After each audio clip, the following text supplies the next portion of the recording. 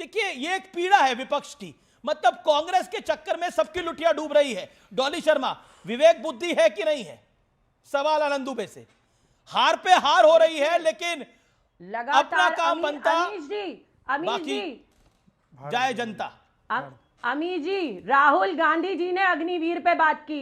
राहुल गांधी जी ने जहां कहीं भी पेपर लीक की बात हुई, जहां कहीं भर्ती घोटाले हुए, राहुल गांधी जी ने लगातार संसद में आवाज उठाई। वोट क्यों नहीं मिलता हम लोगों को? हमारी सरकार क्यों नहीं बनती?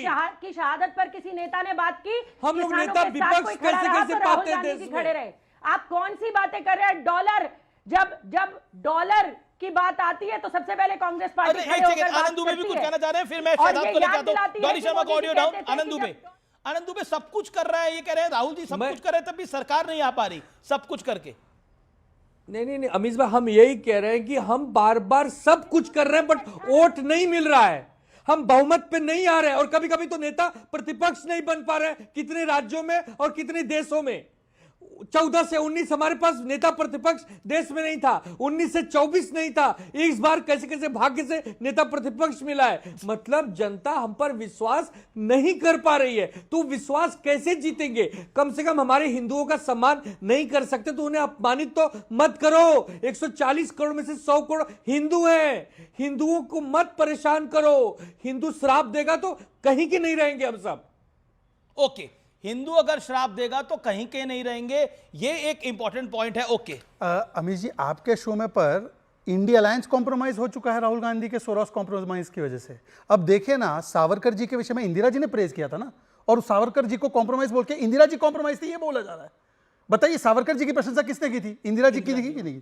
अच्छा, जिसने विलियम वेडनबर्न को प्रेसिडेंट बनाया, अल्फ्रेड वेब को बनाया, हेनरी कॉटन को बनाया, एओ ह्यूम को बनाया, वो अंग्रेजों से कॉम्प्रोमाइज नहीं था जिसने यूनियन जैक के तहत जाकर शपथ ली, और जो जेल गया वो कॉम्प्रोमाइज था। पर आखिरी बात, अब मैं चाहता हूं कि एक बार, अगर सुभाष चंद्र बोस ने आजादी दिलवाई, अगर भगत सिंह ने आजादी दिलाई, तो वीर सावरकर ने भी आजादी दिलाई।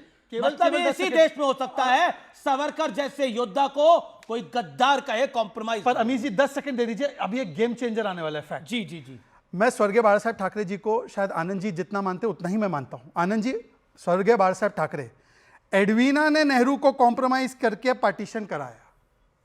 अब बताइए मैडम, क्या नाम, डॉली शर्मा, डॉली शर्मा जी, ठाकरे जी सही या ठाकरे जी गलत? बोलिए। आनंद जी का तो स्टैंड पता है हमको। ट्रंप का हिंदुस्तान पर 18% टैरिफ लगाना, वो यूएस सुप्रीम कोर्ट ने स्टे कर दिया है। आप झूठ फैलाना बंद कीजिए। अभी भी आपने बोला 18% एंड 0%, आपको कोई अंदाजा ही नहीं है कि वहां पे स्टे लगने के बाद सब पे 15% है, इसका मतलब इफेक्टिवली 0% है। पर ये देखिए ना, ये आधी अधूरी व्हाट्सएप का जानकारी लेकर आते हैं। आपका, मुझे लगता है आपका मीडिया डिपार्टमेंट कॉम्प्रोमाइज। जवाब दीजिए। मुझे लगता है मीडिया डिपार्टमेंट कॉम्प्रोमाइज है। एडवीना ने कॉम्प्रोमाइज किया नेहरू को। This has been said by Bala Saheb Thackeray जी, जो हमारे लिए भगवान की तरह है। आनंद जी गलत बोला बाला साहब जी ने। आनंद जी, बाला साहब ने गलत बोला क्या? आनंद जी, बाला साहब गलत थे क्या? आनंद जी, कॉम्प्रोमाइज गलत नहीं थे। शहजाद भाई, आप जानते हो क्या? आप जानते हो बाला साहब कभी गलत नहीं थे, उनकी बेबाक का पूरी दुनिया घायल रहा है। वो क्या क्या बोले हैं वो सबको पता है। तो मतलब एडवीना से कॉम्प्रोमाइज थे नेहरू जी। डॉली शर्मा जी, शर्म आनी चाहिए आपको कि आपके नेताओं ने अंग्रेजों के तलवे चाटते चाटते भारत का बंटवारा कर दिया, भारत का पानी दे दिया, भारत का न्यूक्लियर टेक्नोलॉजी दे दिया, भारत के हितों का समझौता कर दिया। और आज भी ये राहुल गांधी, देश का गद्दार कॉम्प्रोमाइज नेता, आज सोरोस के चंदे पर पल के देश से गद्दारी करता है। ये राहुल गांधी और नेहरू, इनकी गद्दारी की जो पूरी रेखा है वो सामने आ गई है। 18% देगा और अमेरिका 0 पे हिंदुस्तान में आएगा। ओके, मैं झूठ है। लेकिन मैं फिर विषय पर आता हूं। नितिन नवीन, बीजेपी प्रेसिडेंट सेड, इतिहास गवाह है कि नेहरू जी ने के सचिवालय और सीआईए और अन्य विदेशी एजेंसियों के लिए खुली किताब की तरह था। अब आते हैं इंदिरा गांधी जी पर। शिमला समझौते पर 93,000 सैनिकों को बिना पीओ के लिए छोड़ देना किस कॉम्प्रोमाइज मिशन के तहत किया गया? राजीव गांधी के कॉम्प्रोमाइज मिशन को देखेंगे तो बोफर्स घोटाले में स्वीडिश जांच को रोकते हुए अपने मित्र क्वात्रोची को बचाने का प्रयास किया गया। कुल मिलाकर क्या आपको लगता है, जब आप कॉम्प्रोमाइज प्राइम मिनिस्टर बोलते हैं, जब Congress party compromise prime minister बोलती है, तो कहीं ना कहीं कांग्रेस की कॉम्प्रोमाइज फाइल खुल जाती हैं और एक्सपोज हो जाती हैं। अमित जमई मेरे साथ हैं। अमित जमई, आपको भी ऐसा लगता है कि वीर सावरकर जो थे वो कॉम्प्रोमाइज थे और सावरकर की तरह ही मोदी भी कॉम्प्रोमाइज है? देखिए अमीश भाई, मुझे आप थोड़ा सा समय दीजिए, आपने लंबा समय दिया लोगों को। प्रधानमंत्री मोदी जी की जो इमेज खराब हुई है, भारतीय जनता पार्टी की जो इमेज खराब हुई है, हिरेन जोशी से लेकर अगर एप्को का दोबारा इनका करार हो जाए ना इमेज मेकिंग का, उस इमेज को दुनिया की कोई ताकत अब बचा नहीं सकती है। देखिए मुद्दे दो थे। प्रधानमंत्री जी को पार्लियामेंट में आना था, कहना था राहुल गांधी जी मैंने 45 लाख करोड़ की जो डील करी है कृषि के मामले के क्षेत्र में, उसकी डील की बारीकियां ये हैं, इससे देश की ये तरक्की होगी। क्या बुरा हो जाता? वो कहते हैं कि देखो एफटीन फाइल में जो मेरा नाम है, अंबानी जी का जो नाम आ रहा है, हरदीप पुरी जी का जो नाम आ रहा है, हरदीप पुरी के परिवार का एक नाम आ रहा है, मैं नाम नहीं लेना चाहता हूं, हरदीप पुरी का जो नाम आ रहा है, कुछ और ही बोल के कितने लाख करोड़ जेफरी एप्स्टीन ने उस कंपनी में भिजवाए, ये कौन सा रिश्ता है, क्या है, मैं नहीं जानता हूं।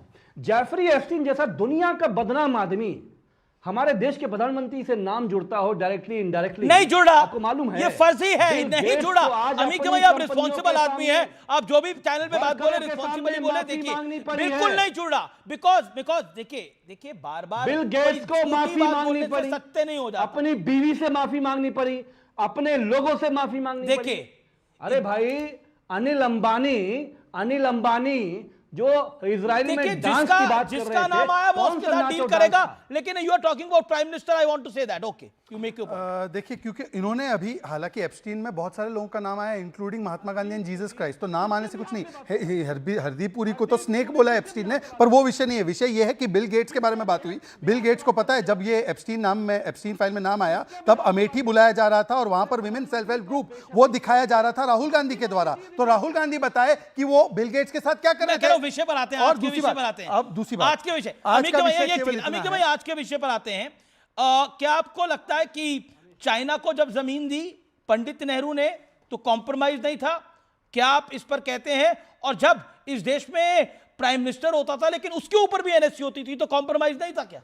कम on that topic Amit Jamai. देखिए ऐसा है ना, ये बात अमीश भाई बिल्कुल ऐसे ही है कि मैं सामने वाले को कहूं चोर है तो वो कहे तू सबसे बड़ा चोर है। अरे भाई तुम चोर हो, उसका जवाब दो। मतलब आपने नेहरू जी का एरा, इसका एरा, पहली बात तो पीयूष गोयल जैसे आदमी को हटा के भारतीय जनता पार्टी में एक से एक बड़े नेता हैं, राजनाथ सिंह जी हैं जो छवि को बचाने के लिए आगे ले जा सकते, उनको ले आइए आगे। Who knows Piyush Goyal. अब आप सुनिए अटल बिहारी वाजपेयी साहब ने नेहरू जी के बारे में क्या कहा। नहीं, आप कौन है तय करने वाले? अमित जमई कल तक आप लेफ्ट की जो है वो झोला उठाकर चलते थे, आज समाजवादी पार्टी का झोला उठाते हो और आप बोल रहे हो पीयूष गोयल कौन है? अरे भाई पीयूष गोयल, आप जहां पीयूष गोयल ने जितनी ट्रेड डील कराई ना उतना मिलकर आपके अलायंस ने 70 साल में नहीं कराए। बताइए 37 कंट्रीज के साथ फ्री ट्रेड एग्रीमेंट हुआ, कितने आपने करवाए? और समाजवादी पार्टी तो चाइना को लेकर बहुत कठोर स्टैंड लेती है ना, तो बताइए कि 1962 में किसने सरेंडर किया? जवाहरलाल नेहरू।